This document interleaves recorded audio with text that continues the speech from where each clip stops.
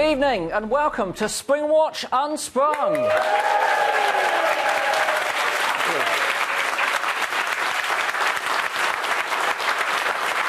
Although tonight I think it could be Springwatch undone indeed. Now, we're very flattered that you've stayed with us for this next half an hour, and it's all about you, really. So please do... It's not really starting well, I'm tripping over everything here.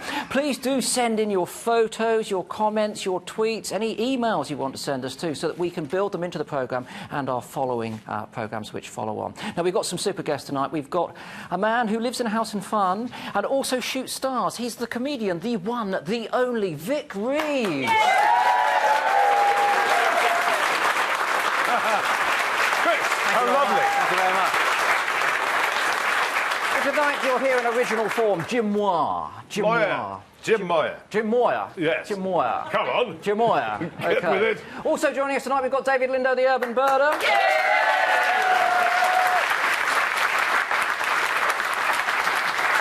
And over here, wildlife vet extraordinaire, Matt Brash. And of course, Laura at the helm. Evening. Good evening, good evening. How about the main show, then? Were people enjoying it? They loved it. Add a penis, that cropped up quite a bit. Did it? The baby well, not cropped up, I mean, you know... Well, maybe the wrong phrase. Baby boomers, they were a huge hit. Hedgehog Help is definitely at hand, lots of reaction to that. Spineless Simon has 718 followers on Twitter, which is more than our producer. He's furious. And I've also noticed across Facebook that loads more people have got Nest cams at home now. Absolutely loads. We've got a whole nation of Springwatchers. Well, they're cheaper and the quality's going up as well, Yeah. which is really good, isn't it? But they normally have them on blue tips. But you know you can, if you buy them complete with a blue tip box, you can take them out and put them in something different, like the Swift There boxes. were loads of blue tips, actually. So Yeah, that's really but good you can advice. transfer the camera into another box if you've got something like a Robin box or a Swift box as well. So I've got one brilliant picture for you. I know you like a picture. It's from I like Andrew brilliant picture. Cutts. Let's have a look at this. It's a fantastic picture. What is it? He's actually doing Oh, a I master's see. in entomology, and it's a mason bee that's collected caterpillars, paralysed them, and laid an egg in each chamber for its young. Yeah, but he's done a neat job of sort of sectioning got a perspex that. So, window, yeah. Yeah, and you can see the division it's put between each of those sections. And in each section, it lays a single egg so that it can feed on the caterpillars that have been provisioned by the adults. Pretty good, Brilliant isn't it? picture. Pretty, artistically, not particularly good, but interesting in terms of the science. Sorry about that. Now, we've started each of our shows this week by looking at a piece of art that wildlife features in. We started with Landseer's Monarch of the Glen. Last night, we moved on to Albrecht Dürer's Rhinoceros, painted in, I say painted, it's pen and ink in 1515. But tonight we're coming up to date with this number from 1991. This is The Physical Impossibility of Death in the Mind of Someone Living by Damien Hirst. And it is, in fact, a 4-metre tiger shark in a huge vitrium of formaldehyde. This was put together in 91. It was commissioned by Charles Saatchi. He then sold it on in 2006 to an American for $8 million. The Sun described that as a fish with no chips for $8 million. But what do you think? Who's in favour of Hirst? Tiger shark. Who likes this? Anyone who likes this? Yeah. I saw this. I went to see it, and I have to say it was really, really impressive. For me, it was about a predator in the sense that, you know, predators are always between death and a death. You know, it's their own death unless they cause other deaths. And I stood there, and it was a very moving thing. But then I had to rethink it. Because when it was sold, Hirst offered to replace the shark, which had gone a bit mouldy and flaccid. And so they went out and deliberately hunted down another tiger shark. Yes, off of Australia. Now, that's not so good, is it? Shocking. OK, Damien. Thumbs up. All right, OK. So it's art versus shark welfare. Hands up for art. I'm torn here because it was an incredible thing, and if you see it in the flesh, it's fantastic. So, Vic, you're up for that? Yeah. Love it. Well, you couldn't afford it, mate, could you? No, not really, not at this stage. Nor could I. Do you know, when they got the next shark, it cost £100,000 just to do the formaldehyde thing. But the guy who bought it, Cohen, American, said that was peanuts, it didn't matter. So he's clearly a wealthy man. I think it's in New York now. They occasionally drag it out. But anyway, listen. Yeah, anyway. Yeah, go on. Yeah. You're a bit of an artist yourself. Yes, I like to paint and sculpt and, yeah. I've got some here. Would you like to see them? I'd love to see your work. Shall I wander over, or shall we just point at them? Let's point. There, over there. That's one of them. I did that. That's 30 years old. I did the one that was at art school. It's a copy of a painting. Is that what you by did then? for You went to art school? Yeah. And what I did was I copied. I think the best way of learning how to paint sometimes is to copy the masters. Yeah. So that's what I did with that. The original, that's tiny. It's a little thing like That's that. right. So, but that's been hanging on my wall for ages. From so the golden I thought I'd bring age. it along. Golden age of Dutch painting. Exactly. I yeah. can't remember the name of that artist. but Fabritius. He yeah. was no, who did he study under? No, but I'll tell you what, who understudied, was an understudy for him, and that was Vermeer. I remember that. Vermeer was one of his pupils. Yes, there you are. There we are. And I've got some other ones here, look. Now, what do you reckon that is? Yeah. It's a raven. Yeah, well, it's supposed to be a starling. But Come on. It's more of a raven, mate. yeah, well, I don't know, it could be a raven. When I did it, I thought, this looks like a kind of young, deformed raven. But I'm sticking with it, it's a starling. I'll tell you what, make a nice bath tile, wouldn't it? If you could do a few more. It's kind of relief in reverse. Yeah, OK. And No, I quite like what's it. that one? Well, that's a waxwing There's a waxwing for you. with a very exaggerated crest. Yeah, I like to exaggerate, yes. It's nice, very nice. Do you like You that? can almost sense the wax on its wings. Yeah. OK, but look, OK, so what came first then, art or birds? Well, I suppose when I grew up, when I was little, there was no computers or anything, so you made your own entertainment, which was looking at animals for me, and a weekly trip to the library to get out my wildlife books, and then I would go home and copy them, just draw them quite meticulously. But what about as a kid though? Did you get out in the countryside? Yeah, oh, well, I was brought up in the countryside, so yeah, I was out, getting birds' eggs. Well, hands up here. Who has? Look, there's a few older people like us here, Vic. Yeah. Hands up. Let's be honest about it. Who did collect birds' eggs when they were kids? Yeah, there's a few here. It's been illegal since 1954. It's illegal to still have those eggs now, but thankfully egg collecting's almost died out now. Well, in a shoebox, in sawdust, in the wardrobe. Still in the wardrobe? No, I don't want to know. No, not anymore. No, I don't know where they are. Police bus. But what about now? You still get out and about? I do. And today, round here, fantastic. I saw a bittern for the first time ever, which did a fantastic flyby and sort of showed me, like a model would, every angle and said, here, see me now from this angle, now that. And really close, like about 2 foot away. I've exaggerated again. Give me a break. Actually, well, we were with you, so let's take a look at that because we can witness your bittern encounter. Yeah. It's quite a wind, actually, isn't it? It is a wind. So that's Brett Westwood there. Yeah. What is that? Bitter. Great. Yeah. Look at that. And it was coming. Oh, this is the first one. Quite yellow, isn't it? Two shots. So that one, it went over there and then it came back and headed straight for us. It's disappeared into the distance. It's gone out to feed in the manage to see North it through Marsh your- over there. through your So shades? It's gone to a very quiet. What do you think? I've always wanted to see one. And then all of a sudden, there it is. There it is, look at that. And a lot more yellow than expected. And I saw a bearded tit looking at some birds. They're very common on the reserve here, actually. Very, very common. I know, we saw some bearded tits as well. They're stunning, aren't they? Yeah. Absolutely stunning. It's just that I notice you've become a bit hirsute yourself. I was the bearded tit on this occasion. Yeah, I think you might have done. But it's not all about birds. We're also interested in other animals, insects in particular. And there's a whole group of insects which are having a really tough time at the moment. And that's our bees. The bumblebees are in crisis. All of our wild bees are in crisis, and of course our honeybees too. They've had colony collapse disorder. They've had varroa mite, all sorts of things like that. And I put a shout out to some of our beekeepers the other day because I thought it would be interesting to see some viewers' hives. Some viewers' hives. Yeah. So here's the first viewers' hive that we've had. If you take that one there, and who's that one? I think that's from Andrew, or it might be name and address with Hal, to be quite honest with you. But you can see that his hive has got a nice thick thatch there. But this full frontal. It's a kind of face. That's the hair. A couple of eyes. Well, not so much eyes, but other things.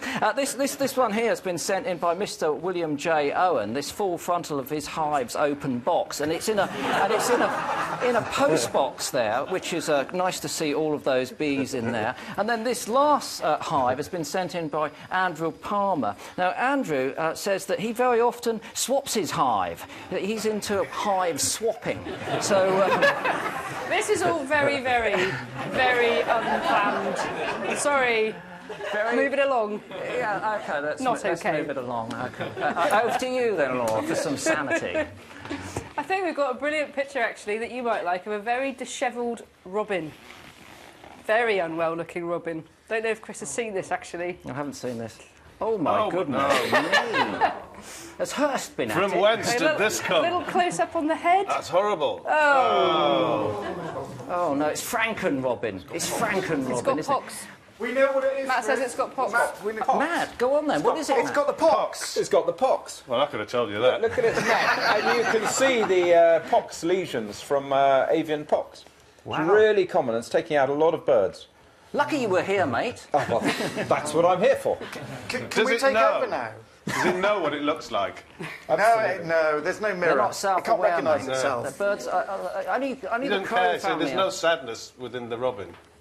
No, not within If you the look robin. like that, you know, you wouldn't enjoy it, would you? I wouldn't, but only the crows are self-aware. They're Are the only they? things that know themselves as individuals. But let's move on. Shall we move on? Let's move on before we get into the Right, intellectual... Now, I'm here with Matt Brash. Now, he's a star of Zoo Vet at Large, and it says on your website, Matt, that you have seen it all. Is that true? Did you write that? Yeah, probably. Anyway, Matt's going to Load answer of twaddle. some of your questions. We've had a very interesting conversation about hemipenises, haven't we? Yes, right. Hemipenes. Hemipenes. Please. Yeah, hemipenes, Snakes not have only hemipenises. got, penises. They've got hemipenes. Hemipenes. OK, Stop saying peens. Sorry? Stop saying peens. Sorry. Peens. Just move it along. Move it along. OK. Right. Here are some questions. Megan Cox and others. How can I prevent... Is this for real? Just read it out. Megan Cox, how can I prevent my cat from harming garden wildlife? Good question. It's a great question because actually pet cats kill millions and millions of garden birds every year. And there are a number of really simple things people can do. Keep your cat in overnight because a lot of hunting goes on dawn and dusk. So if you keep the cat in overnight, you can put a collar with a bell on the cat. That gives the birds a bit of an early warning. But if you're going to do that, make sure it fits. Not too tight, not too loose. And the last one, if you're feeding your garden birds, then feed them raised off the ground so the cat can't get them. And in somewhere where they can see a cat coming, that's going to decrease the likelihood.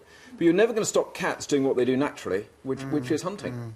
I had a cat once, and I was watching my birds on the bird table, and suddenly it flew through the shot, grabbing a chaffinch as it went by. I remember my cat bringing a pheasant through the cat flap, getting it stuck. Did it? Yeah, absolutely. It got it stuck in the cat flap. Cats. But Yeah. Sonia Tucker... Mm-hmm. Yeah, I think that's real. I keep getting birds flying into my windows. How can I stop them? Well, again, another common problem here, because as we get these great big glass windows, the birds go, jong. They might see a reflection, they just go bang. Or they might see another bird and try and do something with that. So you can put up silhouettes. Those sometimes work, but not don't, brilliantly. They never work. I put them all over my house, they never work. Well, so the other thing to do is put something outside that flashes a bit. So you can hang something like an old video. Or a CD or something like that, that's just going to flash, and that might just distract them. Now, a friend of mine said that a bird had gone into her window and it's stunned on the ground. What should she do? And you told me something very interesting about yes.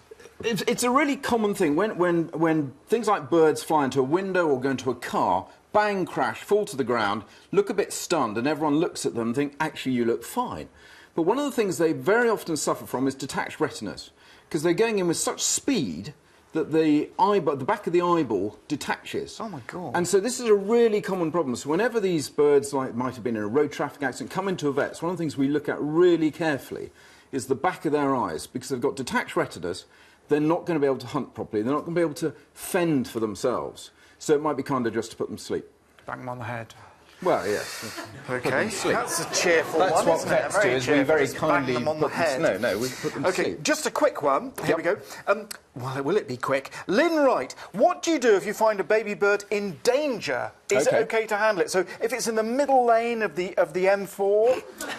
Right, just right. What do you mean? Screech to a halt, Screech to a pull up, halt, hop out, move bird to the side, and bang, deal with lorry comes in, your car's on the way to Poland. But the baby bird's okay. Yeah, So that's cool. what- that's I, what you I should think do. it depends on the circumstances, doesn't it? I mean, a lot of baby birds people will find out, but they're doing their maiden voyage, aren't they? They're having their first flight, and you want to leave them alone. If, however, it happens to have landed in the middle of the road, you know, in a country lane or something like that, then yeah, fine, move it to the side. But don't take it home and stick it in a box. Mum will be watching, Mum will be wanting to know what's going on and so on. Just move it to one side, it'll probably be fine. Good advice. There we go. Keep some more questions coming in if you want to. Well, we won't be able to answer them tonight. That was a lie. But keep them coming in anyway. Back to Chris and Vic. Yeah. Well, Matt will be with us on several more occasions, so we can answer them, and he will be back Sorry, with us. do keep them coming in. Sorry. Now, wasn't Jim, briefed. Yes. in your guise as Vic, you present the programme Shooting Stars. I was lucky enough to be a guest on that Yes. programme on occasion, and you always consort with the dove from above. So to make you feel at home tonight, we're going to help you by introducing you to the bittern from below. The bittern from below. We've had the crow from below. Did you have the crow from below? Yeah, but I'm quite happy to But have now a you've seen a bittern, so we've got to boom it up, folks. We need to boom up the bittern. OK, you ready? Let's boom.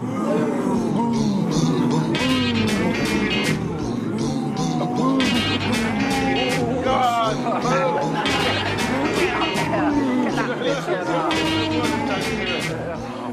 What do you think? I like it.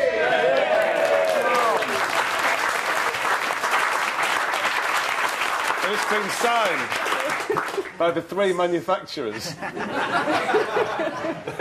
But you often involve animals in your skits. I remember Yeah. once you made a mobile phone pouch out of a mouse skin. And I got one of those afterwards. It was rubbish. The tail came off in my hand. Yeah, but there's always been a lot. Yes, it's been quite heavily wildlife based Yeah. over the years. Yeah. And we've got a clip, actually, of one of my favourite skits that you did, one of my favourite films, Ken Loach's Kes. Let's have a look at this. Hier gaat Casper! Hier gaat Casper! Bloody old fire. Yes, it's a kestrel, sir. Beautiful. Can it fly? Yes, it's flying now, sir. You got plumage? It's covered in plumage, sir. Yes, can't you see? Beautiful. When it flies, Casper, it's almost like poetry, isn't it? Yes, sir. There's people say, sir, that when a kestrel flies, sir, that everything goes silent for a while. It's just you and the kestrel. Like, it just could be you and the kestrel, and everything else is just like quiet. All right, I've heard enough, Casper. And what's that you're feeding it with? Is that a bit of chicken ticker? It's tandoori chicken, sir. Right, well, you get off back to school, lad. Take your bird with you, and I'll take charge of this tandoori chicken. Sir. Off you go.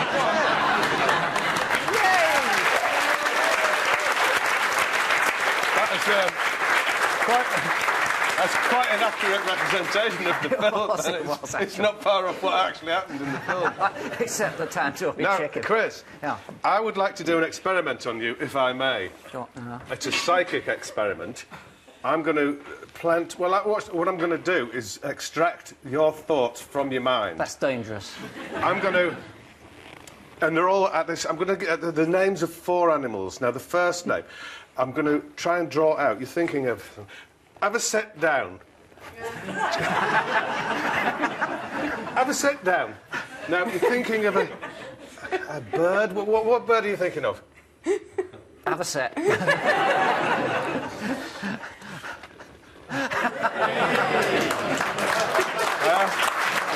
Oh, right, hang on. Whale. You got that one right. I'm now thinking of a great big sea creature. Whale. Can you guess what it might be? Would it be...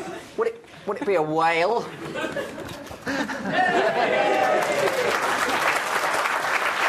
Right, Chris. You've got 2 right in turtle. What's the amphibian you're thinking of? It's not an amphibian, it's a reptile. It's a reptile. I'm thinking of a turtle.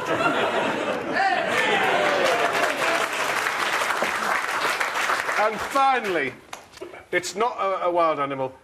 It's... Now, you're thinking of a farm animal, you filthy pig.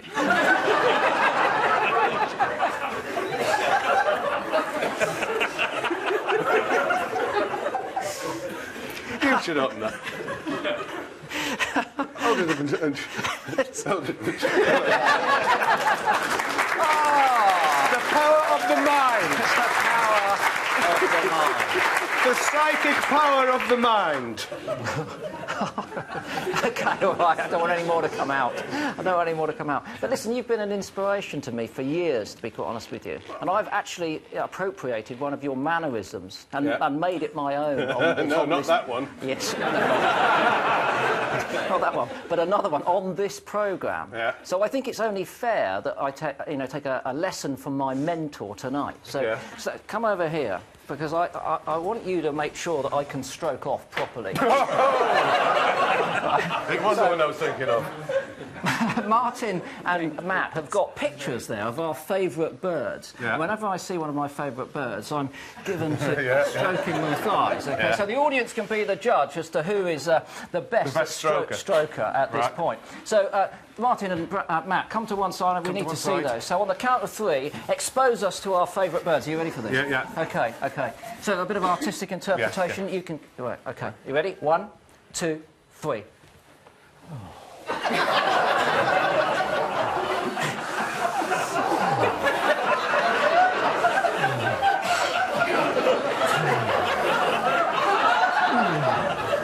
See, what you need, Chris? What you need, Chris, is do a Bitten's boom as you're doing it. OK.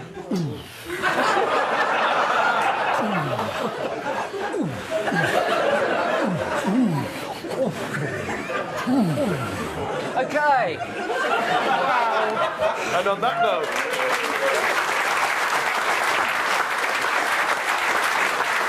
Who do you think was the winner? Hands up for Vic.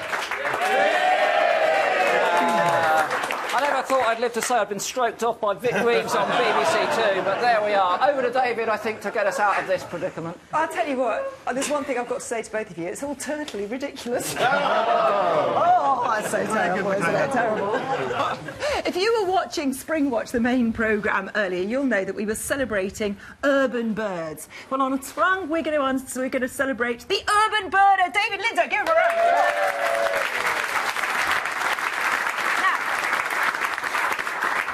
To give you his vital statistics. He was born in London, he likes wildlife, passions urban birds. Random facts, he shares a Twitter handle, #lookup.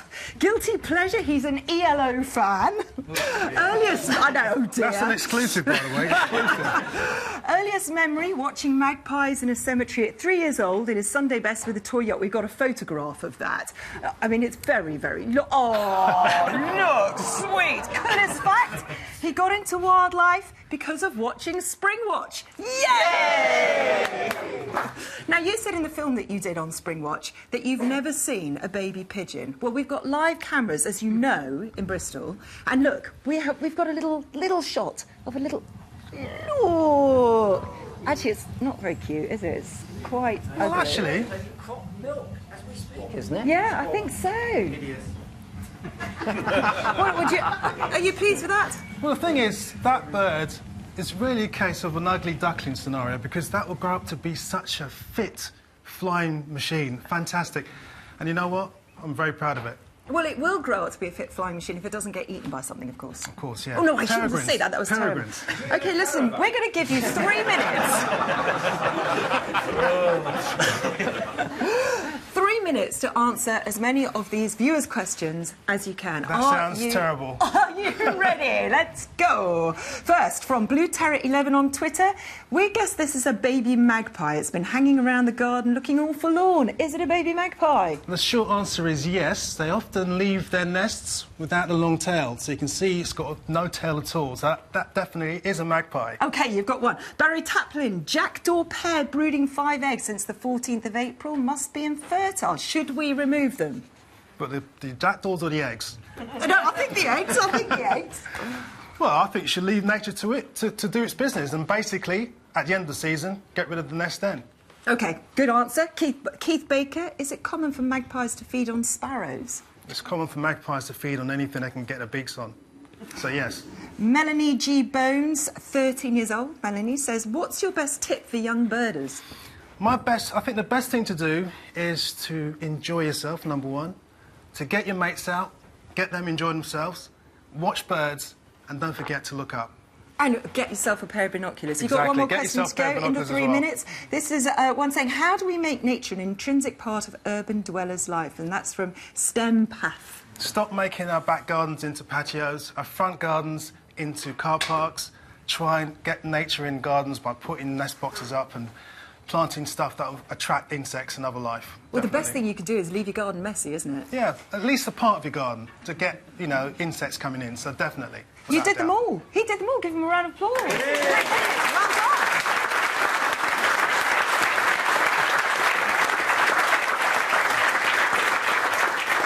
Each of our guests is set a challenge. We send them out onto the reserve here, one of the best reserves in the country, with a mobile phone, and in half an hour they have to get the best picture that they can, and then I judge them ruthlessly, and we put them on a board. Jim, this is yours, I see. What on earth? What on earth? Is it a porcupine? It's a North American porcupine, a very small one. Did you bring that with you? No, I just found it. It's out there. Well, I like that Waddling interpretation. David, you've got one as well. Let's have a look at yours. Do you like mine? Yes, do you know what's not bad? It's the first landscape that we've had. Everyone else has been going for a close-up. Let's go over here. I'm going to rank them en route and then put them on the wall here, on the wall of shame. I quite like the porcupine, actually. Of course, it's quite an abstract, bit Hursty, so I'm going to stick that around here. And let's see, David. Well, better than the flowers. Perhaps not as good as the damselfly, so I'm going to stick it in there. Those trees are a bit ugly, though, mate. I'll tell you what, if you're going to photograph an abstract, you don't want a hawthorn that's all tatty on one side and a load of sticks in the foreground. You've got to tidy up, you I think know. that's beautiful. It's all about being, you know, that's tidy, untidy is a new beautiful. Reality is horrible. It's natural. We photographers are constantly having to deal with reality, and it's always ruining our photos. Tidy up, mate, before you start pressing the button. Laura, anything to conclude with? Talking about ruining photos, we've got some brilliant wild photo fails. Have we? Yeah, I've got a fantastic hobby picture. Okay. Joe Jackson. What? Oh, OK, this one, yeah, brilliant. That That's one's not from a hobby. Henry. He's on our crew. That's Bitten's feet in perfect Oh, look, I see what it is crisp now. clarity. So he's completely Henry missed needs the to give us a bittern. wave. There's Henry. Mate, so lucky. That would have been on the board. It would have been on the floor, to be quite honest with you. Another one. Oh, I'm sorry. There's another one from Caroline NPG. Didn't Okay. say what it was of, but obviously missed it. What's These are that? all birds leaving the scene, aren't they? Yeah, departing. Leaving the super calm. That looks like a kestrel, doesn't it? It's the tail of a kestrel. OK, any more? I think I've got quite a few more. At Dolphin Waltz sends in this cormorant picture. Yes, that's brilliant, isn't it? Absolutely brilliant. Great timing. Absolutely brilliant. Larry Loggins, My a goodness gold me. crest. Yeah, well, that's probably the best yet, actually, because I can actually identify that at this stage. And Dr. Mark Abel, a red squirrel. Yeah, All and of them and clearing off. It's got all that bait on the table there, and it hasn't gone for it, for goodness sake, honestly. We'd like to see your good photos as well, because I have to say, when we do look at the Flickr site, sometimes there are some absolutely amazing photographs on there. So if you think you've got some great photographs, then definitely let us see those. We hope you've enjoyed this show. Coming up on tomorrow's Unsprung, we've got Bono from U2. I was hoping for a boo, actually. We've got Bono from U2. He thinks that all otters should be saints, so he's coming to canonise an otter live in the studio. Wow. Saint... No, he's not. This is completely made up. It's completely made up. Let's thank our guest, Jim Moir. Thank you very much. David Lindo.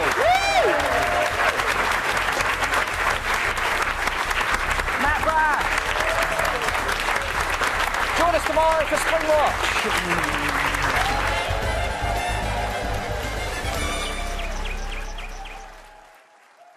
This week on